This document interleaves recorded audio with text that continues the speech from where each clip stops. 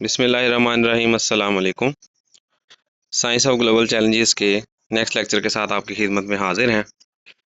इस लेक्चर के अंदर हम हिस्ट्री ऑफ जर्म थ्योरी को कंक्लूड करने की कोशिश करेंगे, जिसको हम स्टार्ट ऑलरेडी कर चुके हैं, जिसमें हमने इससे प्रीवियस लेक्चर के अंदर देखा था कि जिस वक्त माइक्रोस्कोप अभी डेवलपमेंटल स्टेजेस में थी, तो उस वक्त जो पब्लिक अप्रोच थी या लोग क्या समझते होते थे, साइंटिस्ट क्या समझते होते थे, फिर अर्ली फॉर्म्स ऑफ माइक्रोस्कोप हमने देखी, फिर उसमें एक्सपेरिमेंटेशंस देखी, एबायोजेनेसिस देखा, और उसके जो है वो रद्द में या उसकी हमेशा के लिए ख़ात्मे के लिए लुइस पास्चर का एक्सपेरिमेंट हमने देखा, नीदम का एक्सपेरिमेंट देखा, हमने कोन का एक्सपेरिमेंट देखा। तो ये सारे इससे पहले होने वाली ऑब्जर्वेशन एंड एक्सपेरिमेंटेशंस थी जो हम लोग देख चुके हैं।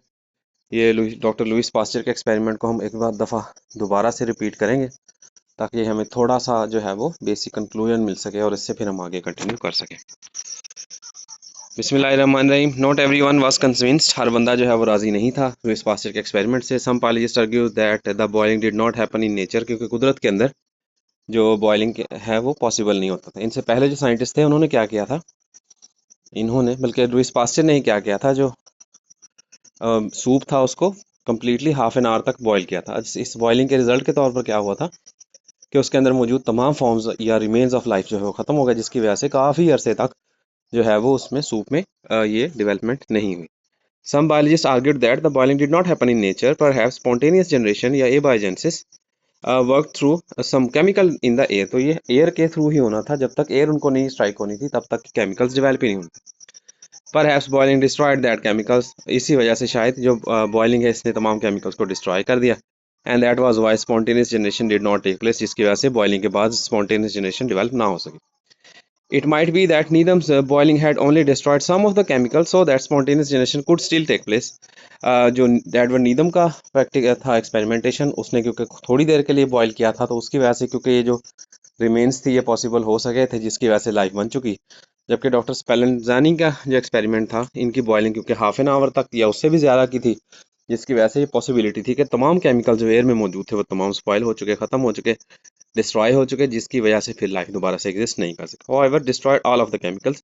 स्पालनजानी के एक्सपेरिमेंट में जितनी भी चीज़ें थी वो सारी की सारी तमाम chemicals present in the air जो एसेंशियल फिर लाइफ के लिए, वो तमाम के तमाम खत्म हो चुके। ये क्योंकि अर्ली एजम्पशंस हैं, तो इसमें टर्मिनोलॉजीज ऐसी इस्तेमाल की जा रही हैं जो आज की मॉडर्न डे साइंसेस के अंदर ऐसे ही लगती हैं, जैसे ये मतलब क्या सुना रहे हैं या क्या इनकी जो है वो बेसिक बेस स्टोरी चल रही है। बट अगर हम इनको इस सिनेरियो के अंदर इस कॉन्टेक्स्ट में देखें कि उस वक्त के जो है वो तनाजुर में, तो ये बहुत बातें काफ़ी ज़्यादा डेप्थ जो है वो अपना अटेन करेंगे। After all these biologists said if you took boiled soup and then it stand in cool, अगर उसको हम let it stand in cool और हम उसको ठंडा होने दें, fresh air micro organism quickly develop, तो उसमें जितने भी वो जरासीम होंगे या खुर्दबिनी जानदार होंगे वो बन जाएंगे। Where they did come from, वे आए कहाँ से? It not from the soup itself, with the help of the chemicals that was only in the air, cool fresh air। तो क्या ये सूप के अंदर तो इटसेल्फ तो मौजूद नहीं थे, क्योंकि हाफ एन आवर की जो है बॉइलिंग है उसके नतीजे में मोस्ट ऑफ द केमिकल्स तो ऑलरेडी हो चुके थे। तो सूप में से तो कुछ भी नहीं था। इसका मतलब है क्या कूल फ्रेश एयर ही उन माइक्रोब्स की या माइक्रो ऑर्गेनिजम्स की डेवलपमेंट का बाइस बनी। फॉर 100 years, तकरीबन 100 साल तक बायोलॉजिस्ट आर्ग्यूड अबाउट दिस, के बारे में बहस होती रही। देन इन 1858, 1858 में French chemist Louis Pasteur tackle the problem. Louis Pasteur के साथ ये सेहरा सजता है कि इन्होंने इस मसले को कम्प्लीटली जो है वो सॉल्व कर दिया। इन द फर्स्ट प्लेस, सबसे पहले ही tried to find out whether cool fresh air might not have bacteria in it. तो उन्होंने कोशिश की कि एक एक्सपेरिमेंट के जरिए ये साबित कर सके कि जो फ्रेश एयर होती है उसके अंदर बैक्टीरिया नहीं होते। He boiled a cotton plug in water until both the cotton and the water were completely sterile. उसने तब तक कॉटन के प्लग को यानी कि रुई के टुकड़े को और पानी को तब तक बॉयल किया जब तक उनकी तसल्ली होगी कि ये स्टीराइल यानी कि बैक्टीरिया से पाक हो चुके। He then pumped fresh air through the cotton plug and dipped the plug in the water. उसके बाद उन्होंने जो है वो फ्रेश एयर पंप के थ्रू और उसको डिप कर लिया दरमियान में कॉटन प्लग के साथ। Advance microorganism began to develop in the water. तो पानी के अंदर माइक्रोब्स जो है वो डेवलप होना शुरू हो गए। That made it seem as though there were microbes in the air which got stuck to the cotton. तो ये पॉसिबिलिटी है कि जो हवा कॉटन के अंदर स्टक हो चुकी थी उसके अंदर ही माइक्रोऑर्गेनिज्म्स हों, जिसकी वजह से ये माइक्रोऑर्गेनिज्म्स डेवलप हो चुके। कुड पास्चर बी श्योर, क्या पास्चर को इस बात का यकीन था? Perhaps the microorganisms arose by spontaneous generation out of sterile cotton और स्टीराइल वाटर। अब दोनों चीज़ें क्योंकि स्टीराइल थी तो फिर माइक्रोब्स कहाँ से डेवलप हुए। टू टेस्ट दिस, इस बात को साबित करने के लिए pastor filtered a quantity of air through a sterile cotton plug. अब एयर जो है उसको पास करवाया गया उस कॉटन प्लग के through.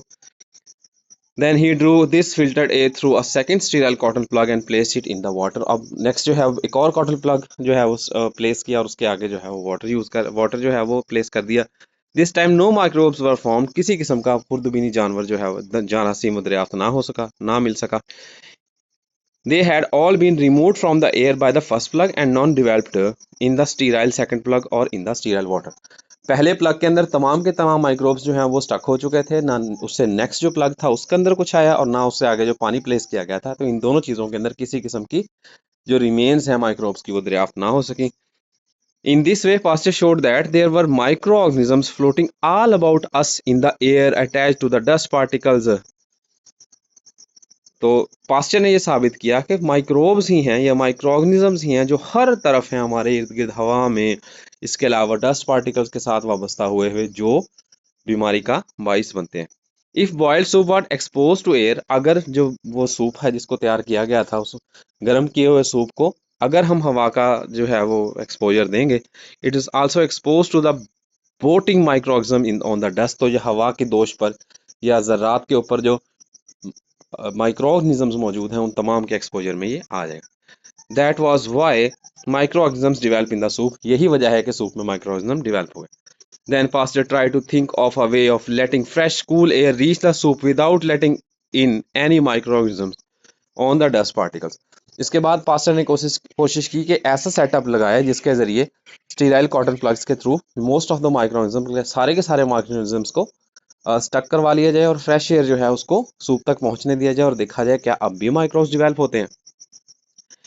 If he could do that and if no microorganisms develop in the soup, अगर वो ऐसा कर लेते हैं और किसी किस्म का कोई माइक्रोनिज्म डेवलप नहीं होता, it meant that there was no chemical in the air that could make microorganisms grow in the soup. तो ये बात इस बात को साबित करेगा ये एक्सपेरिमेंट कि माइक्रोब के जो एयर है, फ्रेश कूल एयर है, उसके अंदर कोई भी ऐसी चीज़ नहीं है, स्टीराइल एयर के अंदर कोई ऐसा केमिकल मौजूद नहीं है जो बीमारी का बाइस बन सकता है। तो ये माइक्रो ऑर्गेनिजम्स ही हैं, वो जरासीम ही है खुर्दबीनी जानदार जो इस बीमारी के बाइस बनेंगे, कि फैलाव का पैदा होने का बाइस।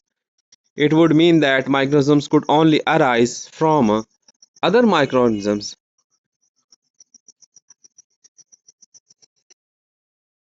And spontaneous generation would finally be disprove. तो ये बात साबित करेगी कि माइक्रोनिजम्स हमेशा तब ही बन सकेंगे जब इससे पहले किसी किस्म के माइक्रोनिज्म उस जगह पर या उस सूप में मौजूद होंगे। अगर मौजूद नहीं होंगे और माइक्रोनिज्म उस सूप पर डेवलप ना हुए तो ये बात हमेशा के लिए डिस्प्रूव साबित करेगी, गलत साबित कर देगी स्पॉन्टेनियस जनरेशन को, या जिसको हम आज की ज़ुबान में ए बायोजेनेसिस या जानदारों का बगैर किसी मतलब किसी बेजान चीज़ से किसी जानदार चीज़ का बनना जो है वो उस चीज़ को मुकम्मल तौर पर ये गलत साबित कर देगा। Here was here is what Pasteur did। तो यहाँ पर पास्टर ने क्या किया, he used a flask half full of soup that was fitted with a long and narrow tube coming out of the top। तो इसने एक ऐसी फ्लास्क यूज़ की जिसको हाफ उसने सूप से भर लिया और एक लॉन्ग नैरो ट्यूब जो है उसके मुंह के साथ उसने कनेक्ट कर दी। This tube went straight up in the air. अब ये ट्यूब जो है ये तंग होती हुई, टेपर होती हुई ऊपर वाली साइड पे एयर में जा रही, then curve down and then curved again. तो इसमें ये एस शेप की कर्व बन जाएगी, एक बार ऊपर को जो है वो गई है, उसके बाद वो नीचे को मुड़ जाएगी और फिर अगेन वो ऊपर को आ जाएगी, यानी कि ऐसे वो जिगजैग मैनर के अंदर आ जाएगी। और इससे रिजल्टेंटली क्या है कि मोस्ट ऑफ द जो माइक्रोब्स हैं उनको स्टक कर लिया जाए, उनको वहां पर ही जो है वो ट्रैप कर लिया जाए। This tube went straight up in the air and then curve down, ये हम बात कर चुके हैं। आगे है जी Pasteur boiled the soup. Pasteur ने सूप जो है उसको बॉयल किया। Steam came rushing out of the narrow tube and heated it to boiling temperature. उसको गर्म किया सूप को और उसी ट्यूब के अंदर गर्म किया अनटिल वो बॉइलिंग टेम्परेचर तक पहुंच गया। Thus all the microorganisms were killed both in the soup and on the glass tube. तसल्ली इस बात की गई कि सूप के अंदर और उस ग्लास ट्यूब की सरफेस के ऊपर किसी किस्म का कोई बैक्टीरिया रिमेन बाकी ना रह सके। Then Pasteur let the soup cool down. तो पास्टर ने कोशिश की कि सारा जो है जो सूप है वो ठंडा हो जाए। He did not place a stopper in the opening of the tube. और जो ट्यूब है उसके ऊपर उसने कोई स्टॉपर भी यूज नहीं किया। of the tube. He left the flask open so that the soup within was not blocked off. तो उसने ऊपर वाली साइड जो है उसको ओपन रखा ताकि जो सूप है वो कम्प्लीटली ब्लॉक ना हो एयर से.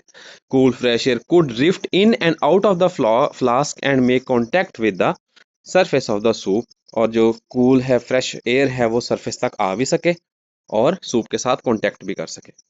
Dust however could not enter the flask, लेकिन डस्ट जो है वो कभी भी फ्लास्क तक, क्योंकि उसका जो मैनर है जिगजैग मैनर है, ये नीचे बने भी होंगे बल्कि मेरा ख्याल है ऊपर बने होंगे. पिछले एक्सपेरिमेंटेशन ये देखें, जैसे ये देखें. अब एक फ्लास्क जो है इस फ्लास्क के साथ ऐसी जो है वो ऐसा ग्लास के चैनल्स मौजूद हैं जो एक साइड पे कर्व हो रहे हैं, उसके बाद अगेन ये डाउन कर्व हो रहे हैं, उसके बाद ये फिर अगेन अपवर्ड कर्व बेंड हो रहे हैं. तो ये बेंडिंग क्या कर रही है, एयर को स्ट्राइक करने देगी सूप के सरफेस के साथ, लेकिन जो डस्ट पार्टिकल्स हैं उनको नीचे ही ट्रैप कर लेगी.